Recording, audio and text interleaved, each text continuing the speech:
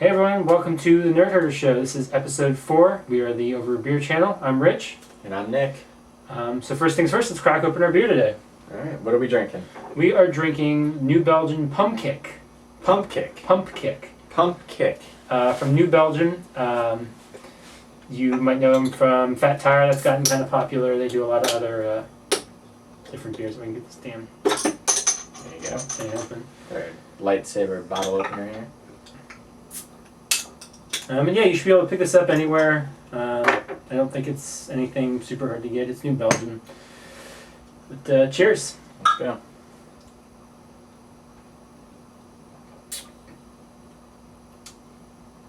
I like it. I think I like it better than that first pumpkin beer we had a couple weeks ago. Not a big fan of it. No? It's okay. Alright, screw you. But again, we are Over a Beer. So if it's your first time watching, we talk about all sorts of nerdy stuff over a beer because everything's better over a beer, right? Each week we start off, first thing of the week Their news. is our news. So we do have some news this week. Yeah, what you got for us this week? Alright. So our top 5 news stories of the past week. Alright, let's see here. First one, Steven Spielberg. Okay. He's been making the rounds for his new movie, Bridge of Spies. And one thing that came up just the other day in an interview was the prospect of him making an Indiana Jones 5 with Harrison Ford. Not just the idea of him doing it, but him saying that he is probably going to do it with Harrison Ford, making it the most that he's worked with an actor. He was talking about how he's worked with Tom Hanks 4 times, and that would make 5 for Harrison Ford. So my question for you is this. We've heard a lot of rumors about Indiana Jones reboots. We've heard Chris Pratt's name bandied about. For those who don't know, when Disney bought Lucasfilm, they also bought the rights to Indiana Jones. It wasn't just Star Wars. But this kind of goes against all those reboot things. This would be more of a 5th entry with old man Harrison Ford again. Is that something you want to see following Crystal Skull? I would still see it. That's not what I asked. Would you want to see it? Because I would see it too. Yes, depending upon what the story was, because Harrison Ford was not my biggest issue with Crystal Skull. I don't hate Crystal Skull. I don't particularly like it, but I also am not one of the it raped my childhood kind of thing. I've got a lot of problems with it. But sure, I would be interested in it, depending on what the story was and if Harrison Ford can still do it. I know he already has gotten injured on the set of when he was filming Star Wars and crashed a plane or something. And depends on the angle they take with it. Of course. All right. So, Steven Spielberg is favorite director of all time, personally. Raiders of the Lost Ark, favorite movie of all time. So of course I have a love for the Indiana Jones franchise. Temple of Doom, I think, is actually pretty underrated. Yeah. And I think Last Crusade is a lot of fun. Kingdom of the Crystal Skull is one of the worst times of the movies I've ever had in my life. Really? Oh, absolutely. It was just this. I was on a movie shoot. It was the only day that we had off. You do 18-hour days, and the whole crew, we went to go see this movie. And it was just this such excitement, and then just like realizing after each ridiculous, awful scene happened, just how angry I was getting. And then at the end, to the point at the end where, 18 of us walked out of that movie, and for an hour nobody said a thing to each other. That's because nobody knew how to formulate into words. And finally, one of the sound guys just was like, well, that sucked. Literally after like 45 minutes, and we all just went off, oh my god, it was so incredible. It was one of the worst experiences I've ever had. I have given that movie 2 or 3 other viewings to try and see past that first initial experience. It's only gotten worse to me. But I think that it's easy to pin blame on George Lucas on a lot of things. And I think some of that is wrong. I think it's right here. I think a lot of Crystal Skull's issues stem from George Lucas, and I'm assuming, just like with the Star Wars Episode 7, he would have no input on this movie, and that might be the best thing for it. There were elements of Crystal Skull where I thought Harrison Ford was fine as Indiana Jones. I still think he didn't really have the wise cracking down. He was more like grouchy old Harrison Ford, but I have faith in him. I'll see how he does his Han Solo again. Well, that's what, I'm curious. Harrison Ford's making the rounds for Star Wars and saying, how excited he was about to be part of Star Wars and how great it was.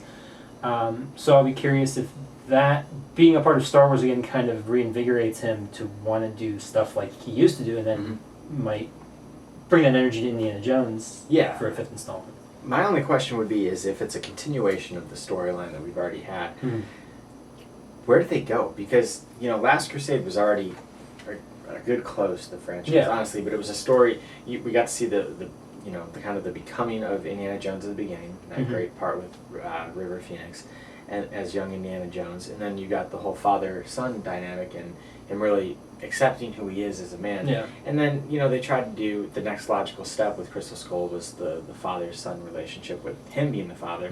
And I don't think anyone expects Mutt William, Shia LaBeouf's character, to be back, nor would anyone want that. Yeah. But then what do they do?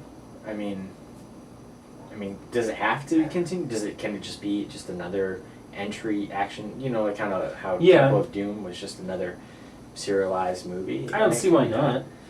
But I don't know. They would have to, of course, they'd have to make reference to the fact that he's a lot older. It couldn't just be any time. It would have to be sometime after. Yeah, and that's the other Crystal thing. Skull, they had World War II, and then this had everything with our fear of the Russians and stuff like that. Where do they go next? Yeah. I don't know. I don't know what the point of the 5th one is. To me, honestly, as much as reboots can be not something I look forward to, I was kind of excited about the idea of a reboot of somebody else trying to capture the spirit of those 1920s, 1930s serials like Spielberg initially did. Get somebody like a Chris Pratt. It doesn't have to be him. It could be whoever Bradley Cooper was rumored, other people like that. Whoever it is, I wasn't that disappointed in that idea of it just being a thing. At least if that's bad, I don't have to view it as like ruining in some way my love of Raiders of the Lost Ark, which, Crystal Skull kind of did. I can't watch that movie without thinking about how much I hate the other one. It doesn't totally. I can watch but I always find myself at some point when I'm watching one of the old Indiana Jones movies now, thinking about Crystal Skull. In a way, it kind of did. I can't ignore the fact that movie exists, so this would be another continuation. A reboot is a whole new thing. Yeah. So, I don't know. It might happen. If it's going to happen, we have to know soon, right? I imagine. Harrison Ford's not getting any younger. I know. So we'll see. But we want to know if you are interested in Indiana Jones 5, let us know in the comments. Our next story. Wes Anderson, director of such films as Grand Budapest Hotel, and of course The Fantastic Mr. Fox, and many, many others. His next project is now known what it will be. Why don't you tell us about that? It's going to be another stop-motion animated film like The Fantastic Mr. Fox. And we don't know much about the story. We know it involves dogs, and now we have a little bit of the casting. So it's going to feature the voice talents of Jeff Goldblum, who has become kind of a frequent collaborator between Steve Zissou and Grand Budapest Hotel. And a newcomer to Wes Anderson's repertoire of actors is going to be Bryan Cranston. That's right. Of course, most famous from Breaking Bad, probably now. So that's really all we know. Dogs, Cranston, Goldblum, Wes Anderson. Count me in. Yeah, I'm excited. I love Fantastic Mr. Fox. I remember we talked about this a little bit off camera before, and it's about dogs. I don't know what, in what capacity. Let's do it. Down. But I'm in. I think that his style, his sense of really everything that he does fits so well into Fantastic Mr. Fox. And it's interesting. There was a lot of rumors around the production of that movie that he didn't have that much to do with the actual making of the movie. Whether or not that's true, Wes Anderson has refuted that. The people who made the movie kind of went back and said, well, he was never there. He directed from over the phone and stuff like that. And that always struck me as odd. But when you watch Fantastic Mr. Fox, to me, there's no question it's very much his fingerprints are all over it. It's not like, I've never seen it, but that Zack Snyder Owl movie, I always wondered, how much were you really there for the Owl movie, Zack Snyder? But, but I'm down. I love stop motion animation just in general, so if Yeah. Wes Anderson's going to be the one that keeps that alive, by all means. Obviously, the people at Leica have been doing some good stuff over the years, but this will be high profile. You know, anytime Wes Anderson is involved in something now, the critics are right there. It's in Oscar contention.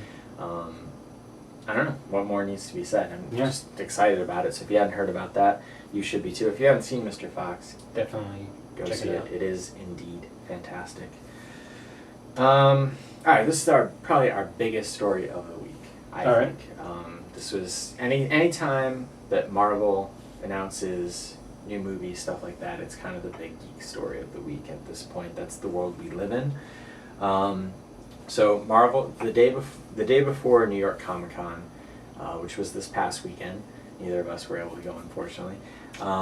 Marvel held a presentation and they announced, kind of solidifying in some way, their Phase 3. The release dates, and there was some movement, there were some movies pushed back and stuff like that. So let's just go through it. I have everything written down here. This is kind of the new outline of the Marvel Universe of movies for the next, I don't know, 5 years. Whatever. So, alright, first up, we already knew about this. May 6th, we have Civil War. Yep. Of next year, May 6th, 2016. So we know about that. Super excited for it. Russo's, basically it's another Avengers movie. November 4th of 2016, we have Doctor Strange. And we've known about that, Benedict Cumberbatch.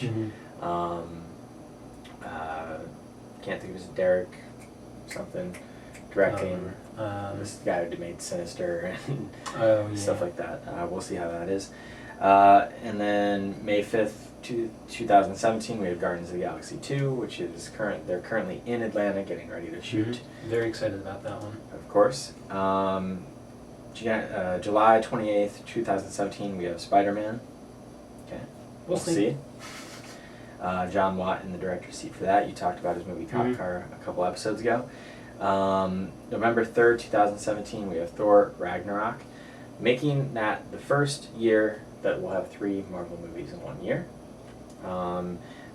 Interesting little side thing, there's been a lot of rumors going around this week that the Hulk is going to be co-starring in Thor Ragnarok. So, any thoughts on that? I'm interested. I'd love to see more Hulk. I think Mark Ruffalo's done a great job with it. I mean, I really liked Edward Norton back when he did it.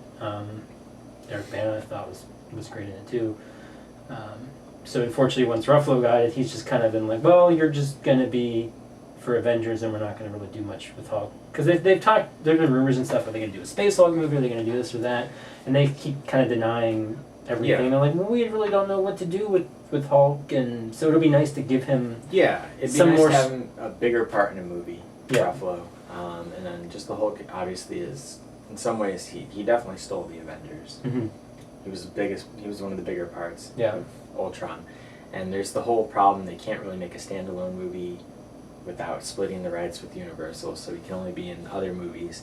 It'll be interesting to see. I think that, especially in the first Avengers movie, the Hulk and Thor had, for me, two of the best moments when, Hulk punches Thor, that was hilarious, brought down the house, and then there was that great slow-mo part of him Thor calling Mjolnir and bashing the Hulk to end that whole fight on the Quinjet. So looking forward to that. This is where, we have February 16th, 2018, Black Panther. February for a Marvel movie. It's a little weird. I mean, it is Black History Month, first black superhero. I'm assuming that's not coincidental. May 4th, 2018, we have Infinity War Part 1. And then here's where things started to kind of switch up. So it was announced, we didn't know about this movie, we didn't know if it was going to get a sequel. July 6th of 2018, we have Ant-Man and the Wasp. So a sequel to Ant-Man with the Wasp basically co-headlining the movie. This was originally the release date that Captain Marvel was going to be taking, which is delayed. We'll talk about that in a minute. A lot of people are disappointed that that movie was delayed because that was going to be the big first female superhero to get her own movie. It seems like, people have been clamoring for that to happen. It's time. Yeah. And it's gotten pushed again for something else. It was pushed before for Spider-Man. Now it's pushed again for this. So people weren't happy about that. And Marvel, their kind of defense is, well, we have the Wasp. Like she's co-headlining. It's like, well, we're gonna push back the headliners, but we got someone's co-headliner. Right. So People probably don't know our opinions on the Ant-Man movie. Are you excited about the sequel? Yeah, I am. I really enjoyed Ant-Man probably more than I expected to. There was, a lot of problems with production and things that came up, and I'm sure, we could go into that, but I'm sure that's been covered many times in many different sources. But even so, I'm curious to see who's behind this one. Yeah. And if they keep the same, writer director, if it's like, well, let's try again and bring somebody else back in. I mean, it's relatively rare for Marvel to bring back the same director. Yeah. Right. Paul Rudd obviously had a hand in screenwriting for Ant-Man once they got rid of the Edgar Wright and Joe Cornish script. So he's coming back, obviously. So you would think he would maybe want have something to do with it again. Maybe Adam McKay again will come in with him to write the screenplay. Whether or not Peyton Reed comes back, we'll see. I don't know. There was nothing about that movie that screamed Peyton Reed, so I don't think we're gonna necessarily. Yeah, maybe he will. I'm sure we'll find out soon. In the timeline of these movies, even though that is July of 2018, it's not that far away. Yeah, we got some time to get some more info. But all right, so that's a new release. That's a new one there that we didn't know about. And now this is where the release gets a little bit weird to me. We'll talk about it in a second. So that was in July of 2018. In March of 2019, we do have Captain Marvel. Okay. Still searching for a director, still searching for a star of that movie. I'm very excited for it. It's one of those characters that I know a lot about comics. I don't know that much about Captain Marvel, so I'm excited for it for that reason. And then after that, we have May 3rd of 2019. We have Infinity War Part 2. So this is where it's a little bit weird to me. We have Infinity War Part 1. And then there's going to be 2 other Marvel movies before Part 2. Will that be at all confusing for audiences? Like, if that ends on a cliffhanger and then you have 2 more movies and everybody's been preconditioned now to understand that these movies all connect to each other, it's kind of weird, right? It's weird. It depends what they do with it, though. I mean, right. So we have Captain Marvel and Ant-Man between them, right? Just those 2. So even if Captain Marvel, I don't think at this point, I don't believe that we will not see Captain Marvel until Captain Marvel. I think that Captain Marvel will be in Infinity War or make an appearance in Guardians 2. I could see having Captain Marvel in an earlier film and then her film being the origin. The origin. So that's fine. So you can tell people this is the origin. This is But Ant-Man, we already know Paul Rudd as Ant-Man. Sorry if it's a spoiler, but I think everybody knows it now. Is in Civil War. Yeah. So you would assume then that he's going to be in Infinity War. So Infinity War is going to have some sort of a cliffhanger. It is a 2-part movie. And then they're going to have a whole movie with Ant-Man and Wasp doing something else in between. That's really odd to me. Unless they pull something like with Civil War where this takes place. It's Avengers 3.5 and it's some kind of middle. It focuses on them, and I don't understand the release date on that one. I understand if it was Captain Marvel and any other something that's Black Panther or what's the other new one that we're Inhumans. Inhumans or Doctor Strange. Something. You're right. Something new that do the origin. Would get an origin before. Yeah. Put up a title card before the Infinity War. Yeah. People can but are you really going to tell a story about Ant-Man and the Wasp that happens just before Infinity War, after Civil War, before this? Then it starts to get confusing for the people who don't really pay attention to it like we do. We'll see how they handle it. They've shown that they're able to handle these things well. That one, though, seems a little bit weird to me. Yeah. So anyway, just moving along. July 12th, 2019. So this would be 2 months after Infinity War Part 2. We have the Inhumans. Maybe. There was a lot of rumors this week that maybe Marvel was going to cancel that movie. And then another source came out saying that is 100% not true at all. We'll see. They still had it in their plans. So we're going to run with it still happening. I hope it happens. Vin Diesel sort of very heavily hinted this past week that he's going to be in that movie as Black Bolt, who is one of the heads of the Inhumans. He doesn't talk. When he talks, it's like a sonic boom that causes people to die. It's like a superpower. You can't catch a break with these. So he made a comment that he believes that they've worked out a part for him where he could be Groot and he could be this character because Groot would have his voice and this character wouldn't need to talk. That would heavily suggest that that's who it would be. Mhm. We'll see. And then they also announced in May, July, and November of 2020 3 untitled movies. Don't know what they are. We could try and guess what they are. They could be sequels to some of these movies. At this point, I mean, What's the point? yeah. It could be new characters. There's so much that it could be. Is there anything just that jumps out at you as something you would hope it would be? Not. I mean, I feel like they've covered anything that I'm aware of as far as. I mean, at that This- point, that's already 3 years after Guardians 2. Yeah. So, I could see one of them being another Guardians film. I could see one of them being maybe another Spider-Man film. or another, you know, Or maybe any of them. maybe they aren't announcing what it is because they still want to wait a year to see if Doctor Strange is a big hit. If Yeah. Doctor Strange is a big hit, you'd have to imagine that it would be a Doctor Strange. Maybe they Sequel. they do another Iron Man. Maybe they're going to do a new Avengers movie. You know, we've already heard that Feige say that Infinity War is going to kind of close the chapter on our how we currently view the Avengers. Yeah. So then it could be, you know, a new movie with Captain Marvel and with, you know, Black Panther and with Doctor Strange, and maybe you bring back just Captain America along with Falcon. Do a Secret Wars type yeah, thing they, with. they could do Secret. I mean, we don't Yeah. know. It could be another Spider-Man movie. It'll be 3 years after the first Spider-Man. We just don't know. So no point in guessing on that. But that's your new Marvel movies. Which one are you most excited for? Which one are you most excited for? Guardians 2. Guardians 2? I think everybody kind of has to be at this point, right? Yeah. I mean, I'm very excited for Civil War. Mhm. I'd be more excited for Doctor Strange, if I had a little bit more faith in that director. Scott Derrickson, that's his name. And then, I mean, some of these other ones are definitely exciting, but because Guardians 2 is happening before Infinity War, for me, that's Yeah, where it that's is. kind of where I'm aiming at right now. Definitely. All right, that's our third story. 2 more. They kind of go hand in hand. Okay. So it's What you kind of a 2-parter. J.J. Abrams is really started what would be probably the next 2 months of him doing interviews. He did an interview for Vanity Fair this past week. One of the things that he confirmed is that he has final cut on Force Awakens. That's right. And they asked, I think the question was, how much did Disney try to Disney-fy Mm-hmm. the Star Wars franchise? A big fear that people have had, right, ever since it was first announced that they bought it. And he said that they couldn't have been better collaborators. He has final cut. That Bob Iger, the CEO of Disney, was a great collaborator. Blah blah blah blah blah. You know, a lot of that is probably because you kind of have to do that. Yeah. But the fact that he has final cut, seeing how, you know, Marvel, the other big acquisition that Disney made, a lot of the filmmakers, besides maybe James Gunn, have complained, or it was clear that they didn't have much control at all. That's why Edgar Wright left. Yeah. From all accounts, Ant-Man.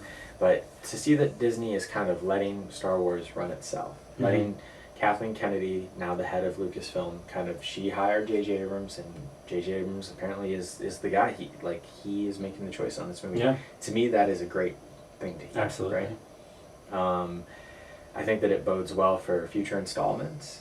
I think that if Force Awakens is successful, it's guaranteed it's going to be commercially successful, no matter what. But critically successful, then that bodes well for what Rian Johnson will do with Episode 8. Well, I'll be curious that, they give him final cut and they get another director who doesn't maybe have quite the name that J.J. Abrams does, and they go, okay, well, when you're J.J. Abrams, you can have final cut, but for now... Right, it's very possible somebody like Rian Johnson wouldn't get that type of control, right? Because his biggest movie, Looper, still only made like $70 million in the U.S. or something. He's not a household name like J.J. Abrams certainly is becoming, if he's not already there. Same thing with, it's possible. Yeah. But I feel like it's such a good sign, especially for that movie. Not that J.J. Abrams is immune to making bad decisions, right? I mean, I'm not a huge fan of Super 8, as an example. Okay. I think that the third act of that movie is completely off the rails, filled with bad judgment. I don't care for the second Star Trek. There you go. So, he has his issues. Obviously, a show that he was at the forefront of, at least image-wise, maybe not so much behind the scenes, Lost. People hated how that show ended. I'm not one of them, but there's room for this to go wrong. But I think it's definitely a good sign that he has that. But transitioning to our fifth and final, this one is more on the rumor Okay. spectrum. I'm not sure if you saw this story, but there's a rumor coming out this week that the still gestating, possibly going to happen, Boba Fett spin-off movie, which is what Josh Trank was going to be making, the director of Fantastic Four, who was since fired from basically making his Star Wars story, which I think is what they're calling them, the spin-offs. There's a rumor that Michael B. Jordan, of course, from Fruitvale Station, from Fantastic Four, who's the Human Torch, from the upcoming Creed, is going to be Boba Fett. So, my question for you would be, alright, so it's catching you off guard on this one. A couple of things just to note, just if you're not thinking about it because you haven't had time to digest the story. Boba Fett, of course, in Attack of the Clones, he is a younger clone of Tamora Morrison, the actor, who played all the clones, who played Jango Fett, who is not African American. Michael B. Jordan is. The kid who we see in Attack of the Clones is not African American. So could it be, there's been rumors that that kid who becomes Boba Fett then is killed and somebody else takes over the Boba Fett mantra, and that's who we could see, or some, even after the events of Return of the Jedi, when he falls in the Sarlacc pit, that version of Boba Fett died and somebody else took over the mantle. That could be what is going on here, but would you want to see Michael B. Jordan as that character in the Star Wars universe? Yes. Like, from other than the stuff in the prequels, like, we really don't see Boba Fett outside of his suit. But I think Michael B. Jordan's a terrific actor. He is. I didn't see Fantastic Four, but Fruitvale Station was incredible. He's great in that. And Creed looks Creed looks good. He was, of course, if a lot of people know him, he was basically the star of the last 2 seasons of Friday Night Lights, the highly acclaimed TV show. He was great in that too. I'm a fan of the actor. I don't want this, and that's the thing. He is a good actor. Yeah. That's first and foremost the utmost important, right? Part of this whole thing. I think that if this becomes true, we're going to hear a lot of people complain about, what I said, it doesn't make sense, even though people don't know how it's going to work. I think people just, like he experienced with Human Torch, a lot of people complained that an African American actor was playing a character that is so traditionally white. Yeah. And I think that there's 2 sides to this story. Like, people are are they trying? They're already complaining that there's a They're already black story. complaining about Finn, Yeah. the John Boyega character from Force Awakens. There's 2 sides to this. Are they trying too deliberately to be diverse, or are they just hiring the best actors for these parts? To me, so far, from what I know, they're hiring the most talented actors. Yeah, I mean, because there's no question about his acting. It's not like, oh, well, he's okay, why would he? He's definitely a very talented actor. Right.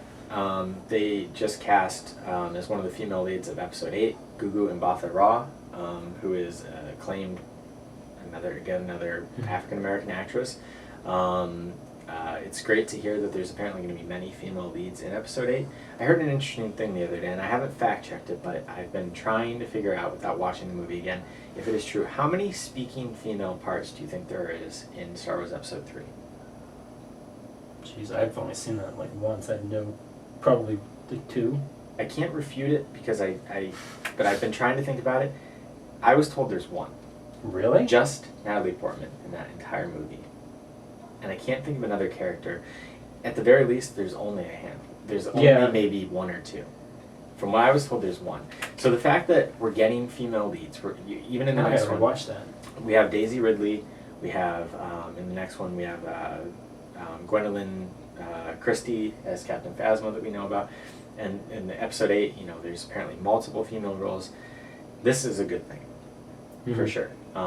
So whether or not people want to complain about the diversity of the cast, whether it be gender or racial, maybe we will get Michael B. Jordan. That sounds like something that more would have been happening when Josh Trank was going to be making the movie, because they did work together on Fantastic Four. They did work on Chronicle too. That's right, he was in Chronicle. So maybe that's still the case. We'll see. It's like, well, we can't really fire him because of your relationship with Josh Trank. But that's the rumor. Quick speed question for you. Sure. Do you even want to see a Boba Fett standalone movie? Do we need that? I don't think we need it. I don't think we do either. I think that the idea of Rogue One being about stealing the Death Star plans, about being like an X-Wing fighter pilot squadron movie, that sounds kind of cool to me. Yeah. A Han Solo movie, I don't know if we need that, an origin of Han Solo without Harrison Ford, but because Phil Lord and Chris Miller are involved, I'm interested for that. Yeah. To see what that becomes. I think we talked about that on a previous episode. But I don't want all these Star Wars spin-offs to just be stories about characters we already know. Because that was the main issue with the prequels. It's the issue with any time you do anything that's like a prequel. It takes a lot of the drama out because you know what characters instantly live and die. Well, and that's, Boba Fett was such an interesting character in the original trilogy. You don't know anything about and then it's like, oh, well, we're going to make him this and we're going to do whatever we want. And by the way, everything else, same way they do with mini-clones and all that. The best thing that they could do is if it is somebody else that took up the mantle of Boba Fett following his death. Anything can happen. Yeah. Anything goes. Well, I think, it's hard. It's hard now to make side stories or whatever anybody else other than the characters we know, because we don't know the new characters upcoming, and so they want to build hype for this, and they're like, well, there's going to be a Han Solo movie, there's going to be about the Death Star, all these different things that I think once Episode 7, Episode 8 start rolling out, assuming they're well received, we'll be able to see more spin-off films about these different characters and different aspects and different.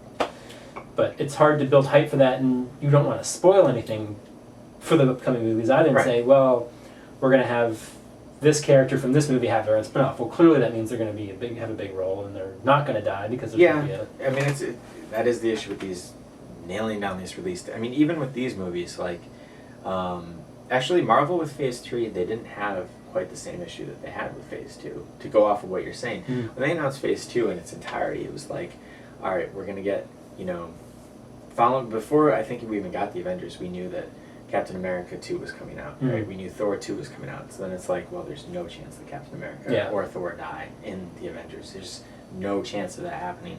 With the new slate, after Infinity War, we don't know what those other movies are. Maybe that's the only reason that those 3 movies in 2020, they haven't told us what the name is, because they don't want that to happen again. They don't want you to know that those characters. Well, that's been the big problem with all the Marvel films.